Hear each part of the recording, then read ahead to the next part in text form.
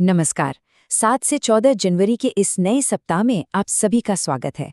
ये हफ्ता कोई भविष्यवाणी नहीं, बल्कि एक आमंत्रण है। एक मौका है कि बाहर की भागदौड़ से थोड़ा ठहरकर अपने अंदर संतुलन की एक गहरी यात्रा पर निकला जाए। तो इस विचार को ना इस पूरे हफ्ते का सूत्र बना लीजिए। संतुलन कोई खोई हुई चीज नहीं है जिसे हमें ढूंढना है। नहीं, ये एक कला है, एक रचना है, जिसे हर पल, हर निर्णय के साथ हम खुद बनाते हैं। आपके जो स्वामी ग्रह हैं शुक्र, वो अपनी पूरी सौम्यता के साथ आप पर अपनी ऊर्जा बरसा रहे हैं। अच्छा, इसका अनुभव कैसे होगा? शायद किसी रूखे संवाद में भी मीठे शब्द मिल जाएंगे, या फिर घर की किसी कोने को यूं ही सजाने का मन कर जाएगा। बस यही तो शुक्र का प्रभाव है, जो सौंदर्य, प्रेम और सामंजस्य की ओर धीरे धीरे ले जाता है। तो चलिए अपनी इस यात्रा की शुरुआत वहीं से करते हैं, जहां हमारे दिल बसते हैं, हमारे रिश्तों से। इस सवाल को अपने मन में जरा गूंजने दीजिए। देखिए, ऊर्जाएं तो अपना काम कर ही रही हैं, पर उस बहती धारा को अपनी नाव के लिए सही दिशा देना, ये हमारी अपनी चेतना पर निर्भर करता है। देखिए, इस हफ्ते का जो केंद्रीय भाव है ना, वो यहीं छिपा है। एक तरफ है तुला का स्वाभाविक अनिर्णय, जो शायद किसी दोराहे पर खड़ा कर दे, लेकिन दूसरी तरफ शुक्र का प्रकाश है, जो कहता है ये ठहराव घबराहट के लिए नहीं, बल्कि गहराई से सोचने, अपनी आत्मा की सुनने और एक सचेत निर्णय लेने का सुनहरा अवसर है। जल्दबाजी का फैसला अक्सर भटका देता है, पर ठहरकर लिया गया निर्णय ही मंजिल बनता है। हफ्ते की शुरुआत में, यानी 7 से 9 जनवरी तक, घर के माहौल में एक सुकून भरी मिठास घुली रहेगी।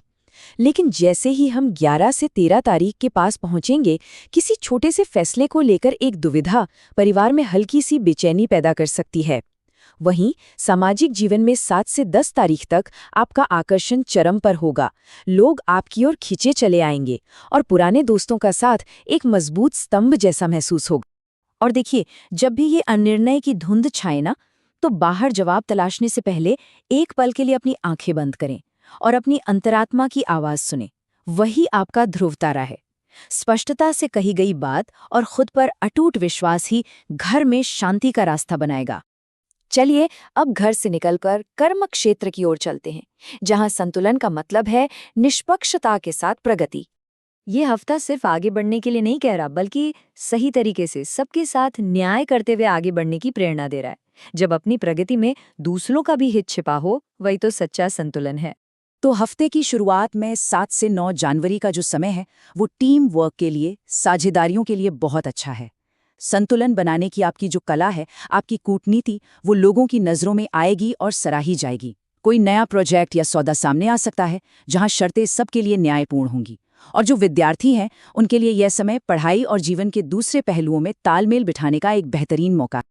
और अब उस डगर पर चलते हैं जहां दिल की धड़कनें रास्ता दिखाती हैं, प्रेम का मार्ग।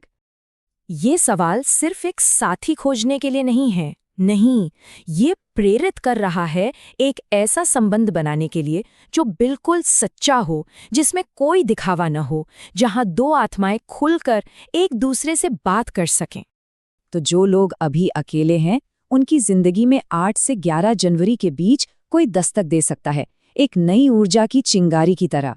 जो पहले से ही एक रिश्ते में हैं, उनके लिए सप्ताह का समय संबंधों में एक नई गहराई और मिठास लाने के लिए एकदम सही है।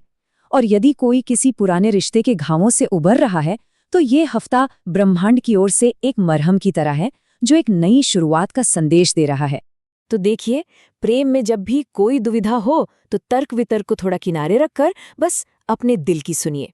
उसकी धुन में जो सच्चाई है, वो और कहीं नहीं मिलेगी। और हाँ, इस हफ्ते गुलाबी या सफेद जैसे सौम्य रंग पहनना आपकी प्रेम और आकर्षण की ऊर्जा को और बढ़ा सकता है। हाँ, जीवन का हर संतुलन वहीं से तो शुरू होता है, जहां तन और मन संतुलित हो। तो आइए अब अपनी सेहत और आंतरिक शांति पर ध्यान देते हैं। इस हफ्ते ना इस गहरे संबंध को महसूस करने की कोशिश कीजिए। जब मन में उथल-पुथल होती है, तो शरीर भी तो संकेत देता है, और जब मन शांत होता है, तो शरीर में भी एक नई ऊर्जा का संचार होता है। इस सप्ताह अपनी कमर और किडनी के स्वास्थ्य पर थोड़ा अतिरिक्त ध्यान देना है। ये तुला राशि से जुड़े अंग हैं। 10 से 12 तारीख के आसपास मन का तनाव त्वचा पर दिख सकता है। आलस्य को त्याग कर योग या टहलने जैसी कोई हल्की फुल्की गतिविधि अपनाएं और सबसे जरूरी, शरीर को जल से सींचते रहें, पानी पर्याप्त पिएं। एक बहुत ही सरल लेकिन बहुत ही गहरा उपाय है। हर दिन बस 10 मिनट के लिए अपनी सांसों पर ध्यान देना। आती हुई सांस और जाती हुई सांस। ये छोटा सा अभ्यास बिखरे हुए मन और थके हुए शरीर को एक केंद्र में ले आएगा। और अंत में चलिए कुछ ऐसे सचेत अनुष्ठानों की बात करते हैं जो इस सप्ताह की सुंदर ऊर्जा को आपके जीवन में सही तरह से स्थापित करने में मदद करेंगे। पहला, शुक्रवार को, जो शुक्र का दिन है, गुलाबी वस्त्र धारण करें। ये प्रेम और कोमलता का प्रतीक है। और ओम शुक्राय नमः का 21 बार जाप करें। ये आपको शुक्र की ऊर्जा से जोड़ता है। दूसरा, रोजाना गुलाब की अगरबत्ती जलाएं।